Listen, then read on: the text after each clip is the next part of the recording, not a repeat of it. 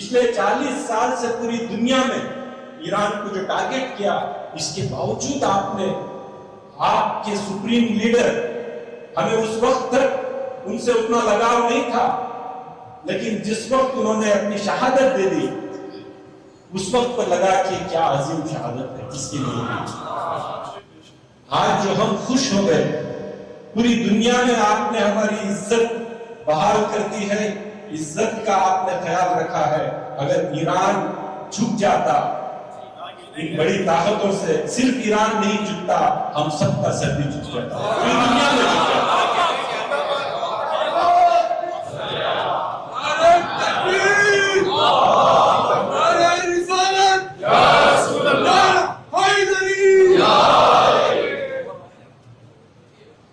سب سے پہلے میں ایران کے سپریم لیڈر جناب سید علی حسینی خامنئی صاحب کے شہادت کو سلام کرتا ہوں،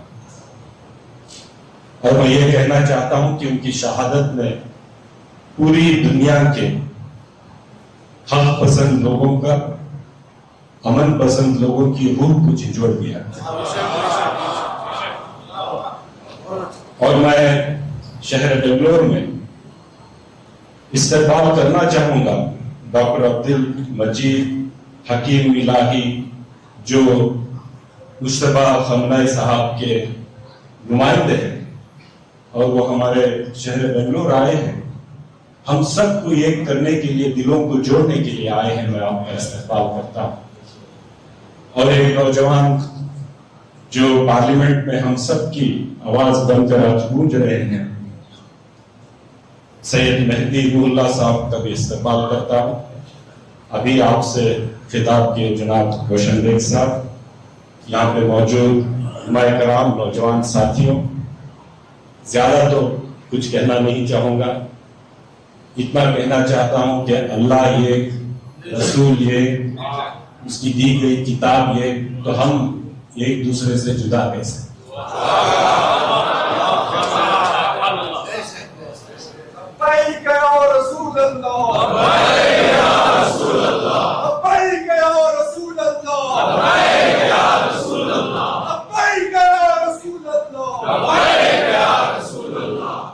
جو بھی مسلکی اختلافات ہیں وہ ہمارے ایمان سے تو بڑھ کر نہیں،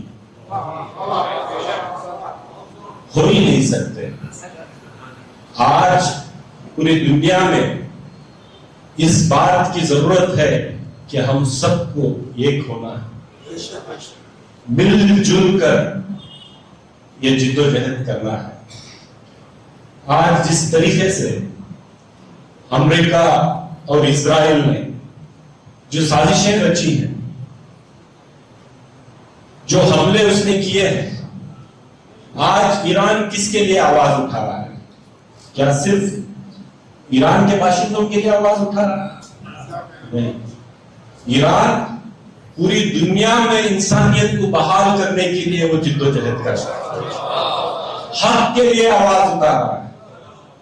آج بیگ صاحب نے کہا کہ کالر چوڑا کر دیا، اونچا کر دیا، یہ کس لیے بول رہے ہیں؟ آج جو ہم خوش ہو گئے، پوری دنیا میں آپ نے ہماری عزت بحال کر دی ہے، عزت کا آپ نے خیال رکھا ہے۔ اگر ایران جھک جاتا ان بڑی طاقتوں سے، صرف ایران نہیں جھکتا، ہم سب کا سر بھی جھک جاتا، پوری دنیا میں جھک جاتا۔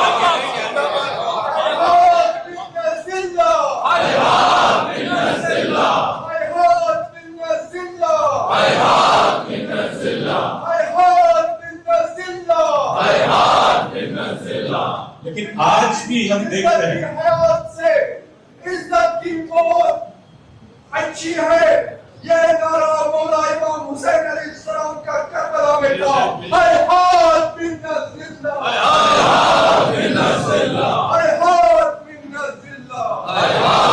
پچھلے کئی سو سال سے ہم سازشوں کا شکار ہوئے ہیں، یہودی سازشوں کا شکار ہوئے ہیں، شیعہ صاحبان بھی ہوئے ہیں، سنی حضرات بھی ہوئے ہیں۔ ہماری تاریخ میں سازش ہی سازش ہے، اس سازش کو ہم سمجھنے میں کہیں کمزور ہو گئے، ہم پیچھے ہو گئے، اسی لیے آج ہم اس حالات میں ہم پھنسے ہوئے ہیں.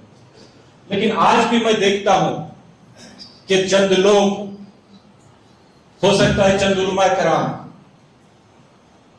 سنیوں کے خلاف بیان دیتے ہیں، سنی حضرات شیعہ حضرات کے خلاف بیان دیتے ہیں، لیکن میں ان سے کہنا چاہوں گا کہ آج تو ہمیں ان کی سازش کو سمجھنا ہوگا. یہ بھی جو بیان دے رہے ہیں یہ بھی سازش کے شکار ہیں، اسی وجہ سے یہ بیان دے رہے ہیں. ورنہ آج تاریخ نے وہ موڑ لے لیا ہے کہ وہ موڑ آ گیا ہے کہ ہم سب اتحاد میں متفق ہو کر، یہ ایک طاقت ہو کر اگر ابھر سکیں تو ابھر جائیں گے، نہیں تو سب لوگ ڈوب جائیں گے. آج آپ نے جو قیادت دی ہے، آپ نے جو ہمت دکھائی ہے، جو تیاری کی ہے، پچھلے 40 سال سے ایران پر سینکشن، پچھلے 40 سال سے پوری دنیا میں ایران کو جو ٹارگٹ کیا، اس کے باوجود آپ کے سپریم لیڈر، ہمیں اس وقت تک ان سے اتنا لگاؤ نہیں تھا، لیکن جس وقت انہوں نے اپنی شہادت دے دی، اس وقت پر لگا کہ کیا عظیم شہادت ہے، کس کے لیے؟ ہم سب کے لیے. تو میں آپ سے اتنا کہنا چاہوں گا، آپ جو نمائندے آپ وہاں سے آئے ہیں، کہ پورا ہندوستان آپ کے ساتھ کھڑا ہے، صرف مسلمان نہیں، ہندوستان کی اکثر و بیشتر آبادی، majority of our population are fair people. Our Hindu brothers, our Christian brothers, our Sikh brothers, everybody, they are standing with you, with Iran. Please don't confuse with the government policies and the people's wish. The people's feeling are different. The government may have their own policy. Every government will not represent the wish of the people. So the people of India are with the people of Iran. The people of India are a great civilization. They are standing with the great civilization of Iran. Because these both civilizations have history, have culture, have courage. So we are all standing with you. You have taken a very big mission to unite us. This mission should be the motive of each and every Iman wala in the whole world. So I wish and I pray that in coming days you will succeed in the fight, irrespective of the might which they have created, and it will be the Iran which will call the bluff of this so-called superpower in this world. They call out the bluff with sheer courage, because you are on the right path. You have worked hard.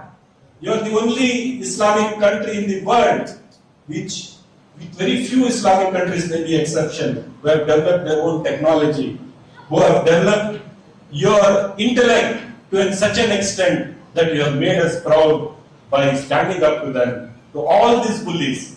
So we are with you. The people of India are with you. Our duas are with you. We will stand with you in any circumstances. We pray to Allah that inshallah in coming days, not only Iran is representing all of us, and you will succeed and make us all proud. Shukriya. Khudafis.